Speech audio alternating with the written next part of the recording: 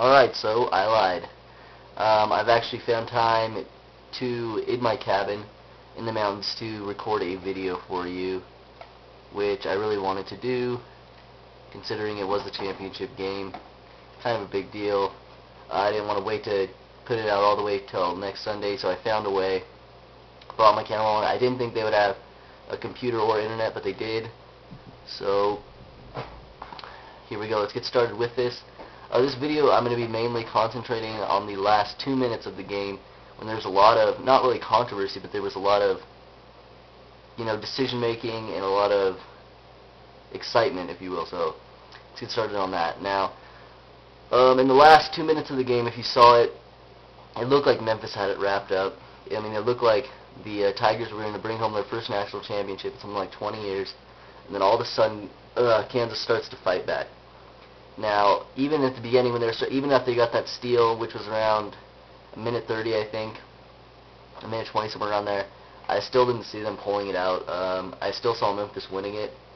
But then after they started getting to the Memphis missing their free throws, I think they went 1 for 5 on their last 5 free throws. I thought, you know what, if they were shooting such good free throws throughout the entire tournament, and then all of a sudden they just start going cold, I thought Kansas definitely has a shot in this. So I just kept watching, and I started to get a little bit more excited because I did pick Kansas, so I was kind of rooting for them. And then, so it goes down, and now the game is within, I believe, 2 points? 2 points. It's the end of the game, something like 16 seconds left, 15 seconds left. Derrick Rose at the free throw line. He misses the first one. Alright, now the entire crowd, Memphis crowd, is just literally shaking out of fear, because if he doesn't miss this second one, I mean, Kansas, if he misses the second one, Kansas could go down and win the game with a 3. But of course he doesn't. He makes the second one. Now at this point, a lot of people are saying that John Calipari should have called a timeout, and I agree with him. I mean, put yourself in the situation if you're a Memphis player. I mean, you just had something like a 12-point lead, 10-point lead, I think, and all of a sudden Kansas goes on this 9-0 run down the stretch, and all of a sudden you were thinking about celebrating in the back, and all of a sudden you're looking like you're not even going to win the national championship. I mean, if you're a coach, you've got to understand that you've got to call the timeout, you've got to bring your players in, and you've got to settle them down, not to mention set the defense. Now, a lot of people, I heard somebody on ESPN yesterday make the argument that if they set the defense, then Kansas could set the offense, but at this point, the momentum's shifting all the way Kansas's way. I mean, Kansas wants to get down there. They want to finish this game because they can feel it. They can feel the momentum in their favor. They can feel themselves getting ready to win this or tie it and set it in overtime. And Memphis is on their heels, just watching and not sure what to do. I mean, you got to call timeout, got to settle them down, and he didn't. So I disagree with this one. And then there's another point I'll bring up which I actually disagree. We'll get to that when we get to that. But yeah, so anyway, as you saw, didn't take a timeout. Kansas takes the ball in.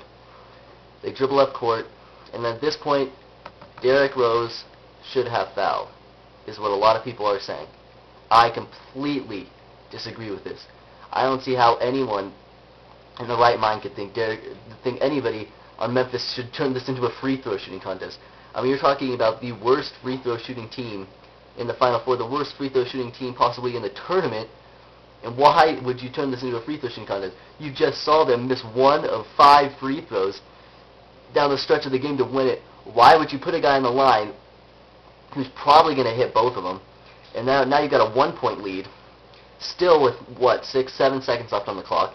You send down, you foul somebody on Memphis, obviously what you have to do.